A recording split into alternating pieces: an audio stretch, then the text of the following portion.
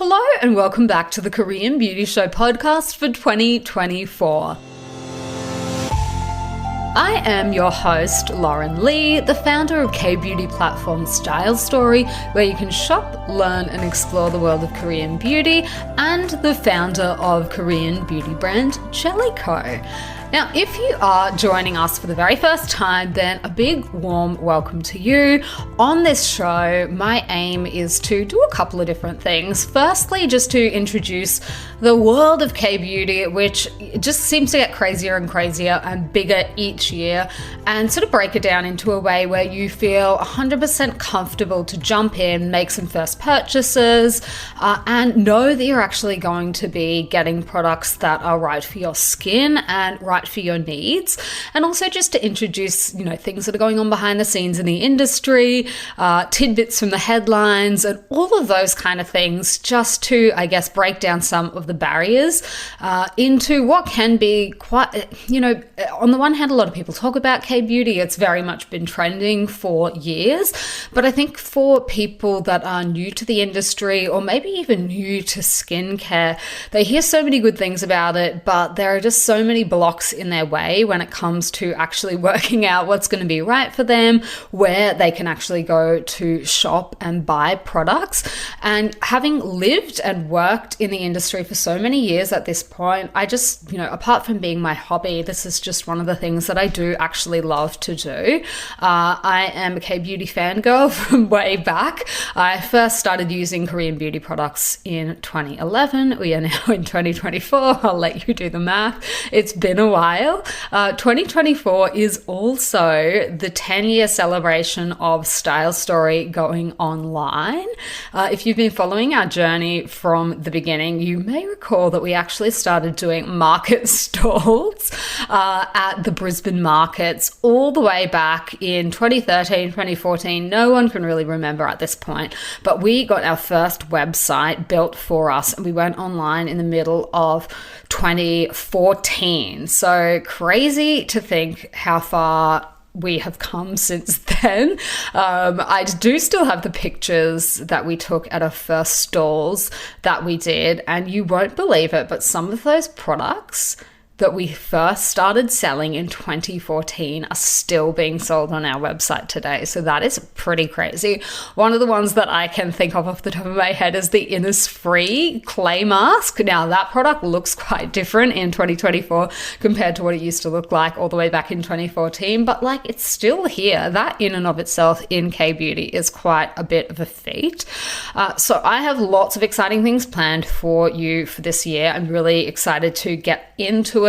I have already lined up my first guest for the year, which is an expert in not only does she know quite a lot about K-beauty, but she has lots of interesting things to say on all the hottest treatments and procedures and things like that. So I'm really, really keen to have her on the show. That will be coming up this year, Q1. You're not going to have to wait till the end of the year for it.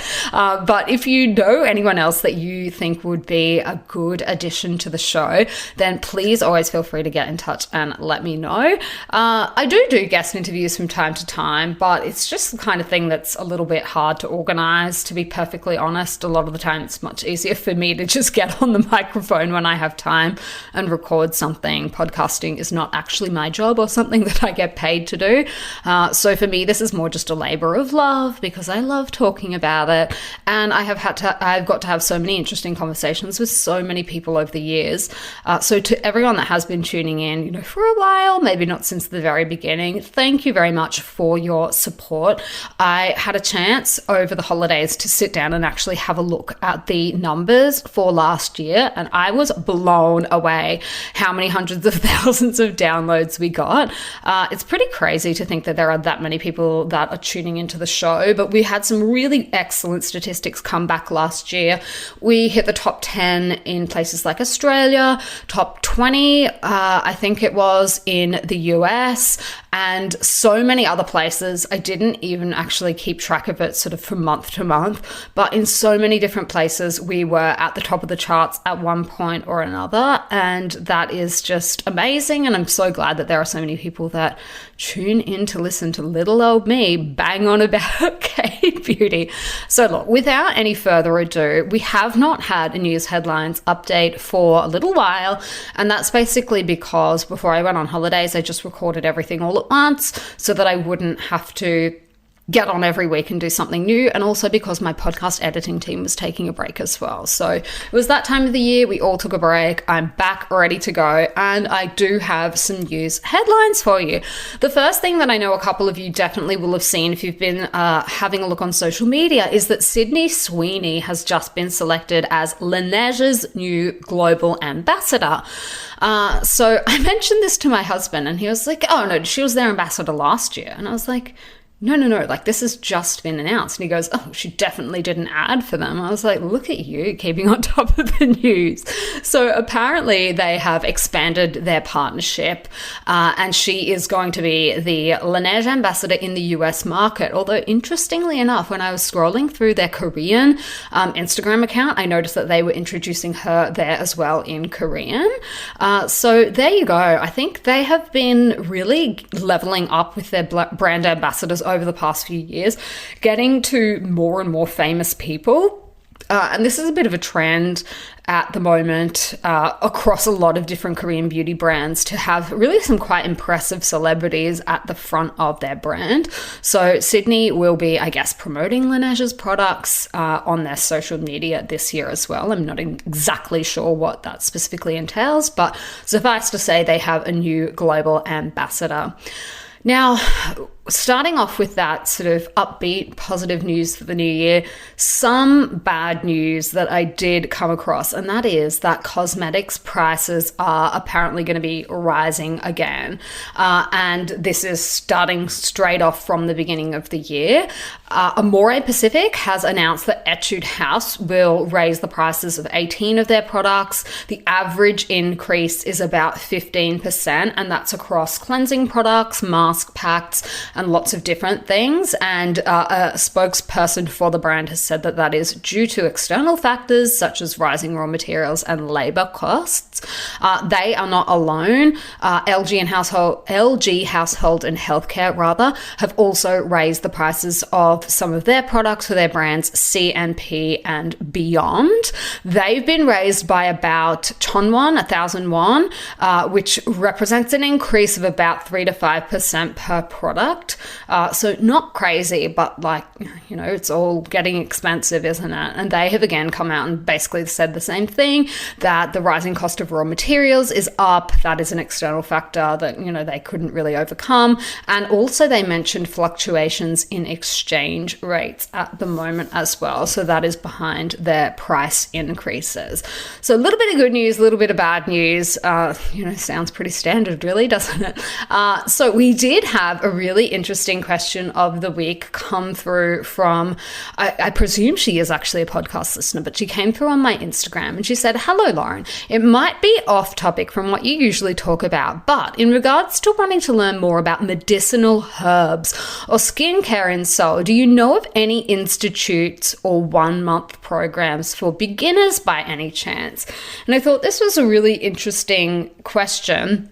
Because we have been talking a little bit more on the show about Hanbang, which is, of course, Oriental medicinal inspired skincare, and also Hanyak, which is Korean traditional medicine.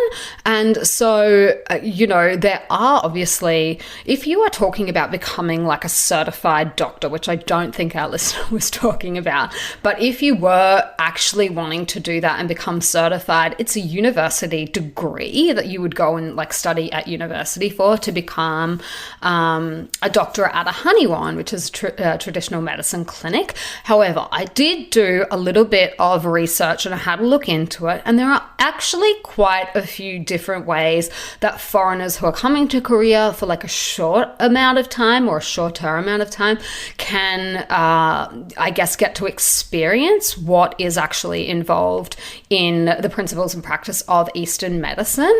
So one of the big ones is the Dongi village, and that is actually a village here in Korea, and you can go and learn all about Oriental medicine, medicinal herbs, and it's even got restaurants specializing in medicinal herbs. It's got a natural Oriental recreation forest.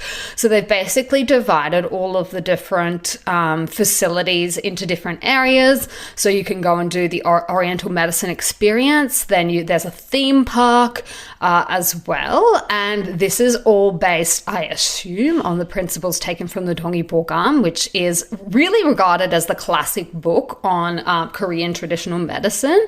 That is the book where this was all written down sort of in the more ancient times, and upon which a lot of the things that are still practiced today are based as well. So that could be a really interesting thing. I've never actually done that. And when I went and had a look into it, they've got like, you can do a thermal healing experience and do like hot stones and drink herbal teas and all this kind of thing. And now I'm thinking I should actually go and do that because it sounds quite relaxing and fun.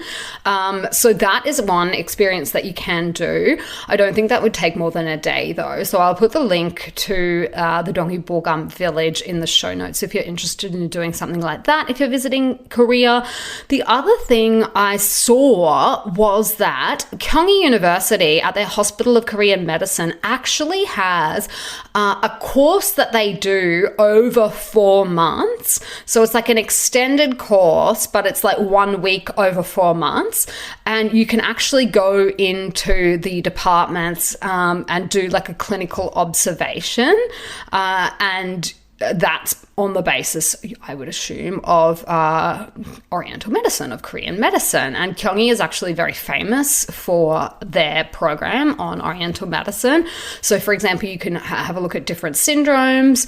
You can do some diagnostic study, pulse taking, diagnosis with MRI, thermal diagnosis, blood tests, constitution tests, which I think I've spoken about on the show before, that I have like a lot of fever and inflammation. That is the constitution of my body. So you can actually learn about all of that through this course. And then the treatments as well, like herbal prescriptions, acupuncture. I assume this is not like super in depth because it's not an actual degree, but nonetheless, you can go and learn about all of these kind of things, cupping as well. So I will pop the link to that one in the show notes. I'm not sure if it's in English or Korean, but you would assume that if they're advertising it in English, it'll probably be in English. The other one is a 10-day study abroad thing that I found through the One Institute.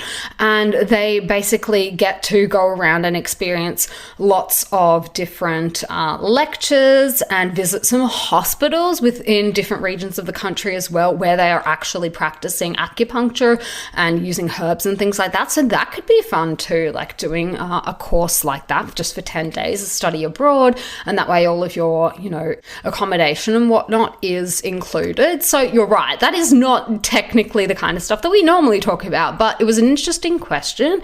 And I know that a lot of people do reach out to me when they're planning like a trip or something in Seoul, if they have a particular question about where to go or what to see. So I thought that no doubt there would be other of our listeners that are interested in learning a little bit more either about Hanbang, Hanyak, or some of the principles that Korean medicine in particular is based on. So if that sounds like you, go and check out the show notes for the podcast that I very lovingly sit there and write every single week.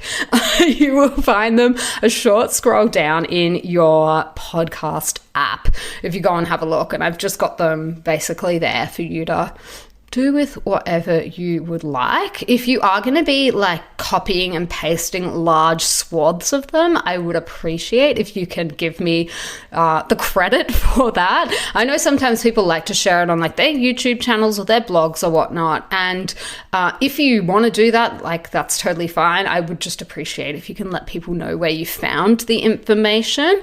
That would be really good, just because it really does take me a long time to find all of this stuff. So I really do appreciate that when people reach out and say, hey, Lauren, I'm going to use this for X, Y, and Z. And I can even reshare it onto my channels as well if you reach out and let me know what you're using it for. I know sometimes people do reach out on YouTube, from YouTube and whatnot. So I'm more than happy for you to share that. That's totally fine. Just let people know where you found it. Now, we also have some more new K-beauty products on the Style Story website, and this was kind of a follow-up from what we were talking about at the end of last year, which was, we were rounding up the trends, we were talking about a lot of different ingredients and things like that, and by popular request, we actually have some of those products now available on the Style Story website, the first of which is the Abib Heartleaf Spot Pad Calming Touch Pads. So this is honestly one of the most popular products right now in Korea. It contains this ingredient, Heartleaf, that we've been talking a lot about, that is famous basically for its calming and soothing properties. And these just come in pads. So they've got a gauze side, which can help smooth out rough skin texture, and then a plain side as well. So basically the pads have two different sides to it. That's what they mean by like a gauze side and a plain side. So look, these kind of pad products are so popular. I think you're either a pad person or you're not a pad person. That's my honest take on these. People that love pads just really love them. They get fanatical about them and they want to go and try all the different ones. I myself, and I have tried to get into them, and I found some that are really not sensitizing on my skin, that have really soothing formulas, and I just cannot get myself to like bring them into my routine. They just don't really serve a purpose. The way I use my toner, which is our Jelly Ko Dewy Glaze toner, the way I use that in my routine is just gets rid of the need for any products like this. I can use it on a cotton pad if I want to, if my skin is feeling really sensitized. Because of the jelly texture and it's not runny, I can really just apply it straight to my skin. So I just have not been able to get into these. I've tried so many different types over the years, and I've honestly found some really beautiful formulas too. But I guess my verdict on pad products is if they work for you, they work for you. And if they don't, like, they just, you won't find a use for them in your routine. But it's safe to say that in Korea at the moment, everyone is seemingly obsessed with them. So they are the ones that are really popular. If you've been wanting to try them, you can go and check them out on stylestory.com.au. Now, the other new product that we've had come onto the website is the Anua Heartleaf 70% Intense Calming Cream. And this, again, is another one of those products that has Heartleaf in it. The name is kind of the giveaway, right? So this has 70% of Heartleaf extract, which is designed to help for those that have sensitive skin, that have had their barrier damaged. And it soaks into the skin and helps with hydration. Now, this formula is quite interesting because it also does contain ceramide and panthenol. So this is, I would say, a good option for those that have skin that has become very sensitized. Now, I would just recommend patch testing, like I always do, but these products. And the reason that I say that is because Anua does actually recommend their line for people that have damaged skin barriers and skin sensitivities, but I have been seeing pretty consistent feedback from a lot of different people about their products that they have caused breakouts. So these are extremely popular in Korea, but they don't necessarily fit in with absolutely everyone's skin type. So just be aware of that. And if that sounds like you and you do have a lot of redness, damage, irritation, or anything like that, I would just urge you to be a bit careful. Introduce them one by one on their own in isolation so that you can really pinpoint if anything is causing you any issues. So they are some newbies on the website. You can go and check them out on stylestory.com.au. Now, we've also had quite a few new reviews for products from our customers over the holidays, and I saw one pop up, and that prompted me that I do need to share this information. So let me read the review first. The review is for APLB's Booster Clinic Hair Essence, and our customer gave it a 5-star, and she said, "This has been a wonderful product. My hair loves it. It makes it shiny. It takes care of my goofy flyaways. I love the way it smells too, clean and fresh." And I know that a lot of people really, really love this product. My sister is one of them too, actually. She is obsessed with it. And I have bad news to share with you guys, and that is that APLB, I actually had a call with the 대표님, the founder of APLB, on Friday last week, and he called me to let me know that they have had a bit of a redo of their strategy, and that moving forward into 2024, they are going to be doing some quite different product offerings. So what that means is, unfortunately, that a lot of the products that people are absolutely obsessed with have been discontinued. And this is one of them. Now, it's not all bad news. They do have new products that they're rolling out, but it is very bad news for a lot of our customers, because I know how attached so many of you are to the products that already exist.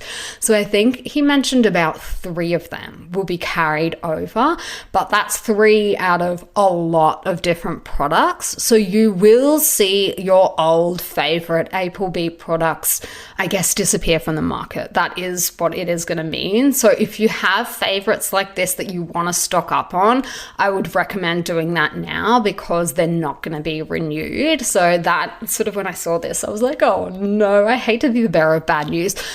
Unfortunately, it is very, very common in Korean beauty for products to get reformulated, for products to come on and off the market, for them to be upgraded, all of these kind of things. That is just sort of part and parcel with K-beauty. It is a little bit unfortunate, but I had a really good chat to the founder, and he sort of went through the new strategy, and I'm confident that if you like APLB, that you will be happy with the new products. I'm getting samples of them, so once I've had a chance to test them, I will definitely let you know, but that is just to let you know a little bit of bad news on that front. But let's move on to some of the other products that people were reviewing. The other one was COSRX's Advanced Snail Mucin Cleanser. So they've actually got a face wash that is based off snail as well, and this reviewer said, "Best cleanser I have tried so far. Absolutely love this cleanser. I've really sensitive red skin, and this feels so nice on my skin. It always leaves my skin feeling fresh and never dry. A little goes a long way. Would 100% recommend." So thank you very much for that thorough review. That is very good to know that you found something that works for you. Now, the last review we had that I will share with you this week is for Jelly Ko's Cherry Blossom Sleeping Mask. And our reviewer, this was nice and short and sharp. She said, "So soft. Loved using this mask. Made my skin feel so soft." So thank you very much to everyone that has shared their thoughts on products that they've purchased, just because I think sometimes when you've put your money where your mouth is and you've actually gone out and purchased the product yourself, it does give you a little bit of a different perspective than people that are maybe sent the product for free or are being paid to advertise it or something like that. Now, that's not to take away from people that are, doing that kind of work, because that's a job too, right? But I do think that, customers' perspectives are also really, really enlightening a lot of the time, because if you've gone out and purchased it yourself, you kind of don't have any incentive other than saying how you truly felt about it. So I find that, you'll often find good nuggets in among the reviews, whether it's, sometimes people have subtle preferences for scents and things like that, and that will tend to come through. So I always really appreciate hearing what people that have gone out and purchased the product, what they think about it, whether they would buy it again. Like, that's another thing. So many times I hear, loved it, but I wouldn't repurchase it. That's useful information to know as well. So thank you to everyone that did leave a review. And remember, if you do leave them on our platform, that we give you points that you can use as money off your next purchase. And that's not a bribe or anything like that. You can literally say whatever you want. They go up onto the website automatically if you're a verified purchaser. So we don't sort of go, oh, we're taking points off you. You're not allowed to say that. Like, no one has that kind of time.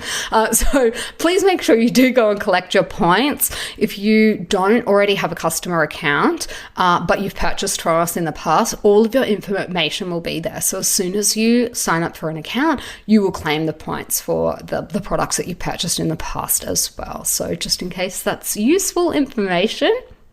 Now, for my recommendation of the week, for this week, I actually wanted to do a product that I was using in my routine that I actually really rated.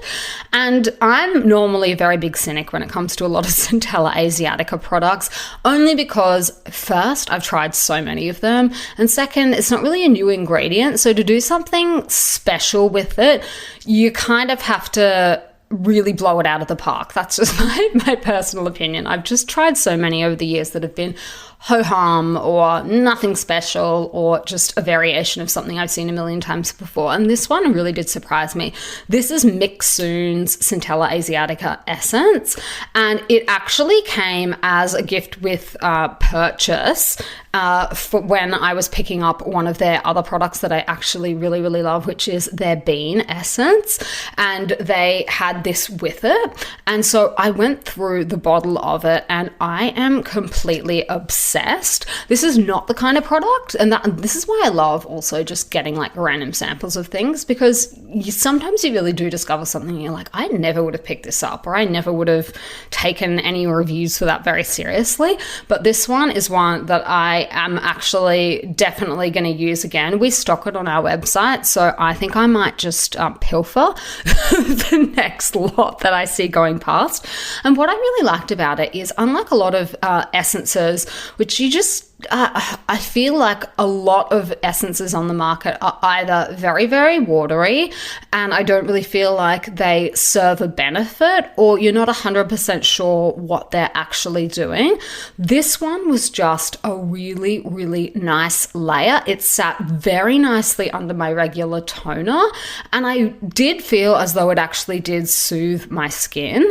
I do have, that kind of skin type that Centella Asiatica is recommended for, which is extremely sensitive, prone to irritation, rosacea, acne, all of those kind of things. And I can honestly say that even though I know all of those things about Centella, it's just not the kind of thing that I think I would have ever gone out and bought a specialist essence for it. Essence I do have in my routine sometimes, and then sometimes I don't. I really just, adjust it to my skin based on the time of year. But I've actually been thoroughly enjoying Mixsoon's products. I am using their bean essence in the morning as well. And I was a little bit worried when I first tried that product. I was like, oh, I think this might be just too thick and gloopy. The snail essence, which it is supposed to be like a vegan alternative for the COSRX snail essence, that is a product that I have personally not used in my routine for so many years, probably since 2016, honestly. It didn't work out for me. It caused a lot of breakouts, and it just doesn't gel well with my skin.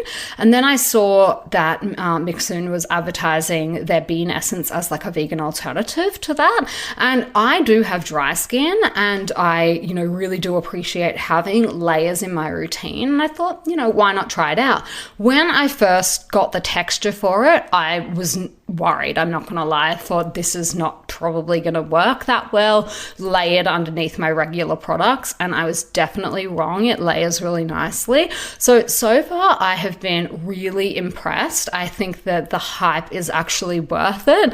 Not every brand, not every product that you can say that about. But for these ones, I was actually really, really impressed, and I am definitely going to swipe a bottle of the Centella Asiatica essence next time it crosses my desk.